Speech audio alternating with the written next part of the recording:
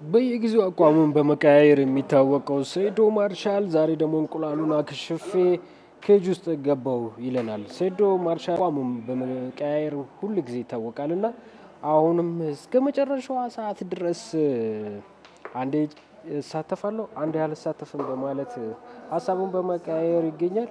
አዲስ አበባ በኢቲኤፍሲ ሁለት ኬጅ ውድድሩ በእንቁላል አማካኝነት ድግምትና መተቱ ተሰብሯል ወይም ደግሞ ተሰርቶብኛል በሚል የግጥሚያው ራሱን ማግለሉን አስታውቆ ነበረ።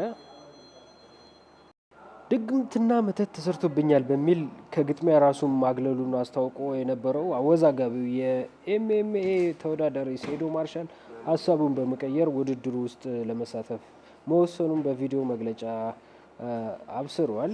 ሴዶ ባወጣው አዲስ ቪዲዮ ላይ የህዝቡን ጉጉትና ፍላጎት አይቼ ውሳኔን ቀይሬያለሁ። በእንቁላል የተሰራውን መተት ድጋሜ አክሽፌያለሁ። ለህዝቡ ሲል ኬጅ ውስጥ እገባለሁ ብሏል። ተወዳዳሪው ንግግሩን በተግባር ለማሳየት በእጁ የያዘውን እንቁላል በመስበር ቢስሚላይ በማለት በጥሬው ጠጥቶት በዚህም አወዛጋቢው የእንቁላልና የመተት ውዝግብ እልባት አግኝቷል። ሴዶ ወደ ውድድሩ ተመልሷል።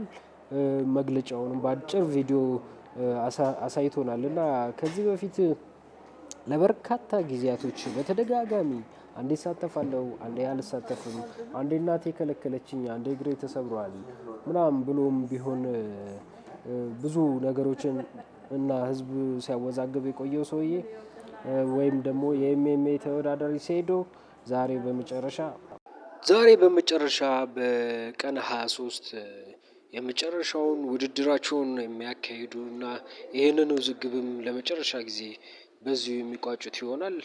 ውድድሩን እንግዲህ ማንም ይሁን ማንም የሚያሸንፈው ትልቅ ትኩረትን የሳበና ተመልካቾች ያነጋገረ እንደሚሆን ተስፋ እናደርጋለን። እንግዲህ ሴዶም ይሁን ጆኒ የሚያሸንፈው ማለቴ ነው። መልካም እድል እላለሁ ለሁለቱም ተወዳዳሪዎች መልካም ምኞቴን ከዚሁ ለመግለጽ እወዳለሁ እና ሰላም ሁኑልን መልካም በሌላ ቪዲዮ በሌላ እስከምንገናኝ ሰላም ሁኑልን።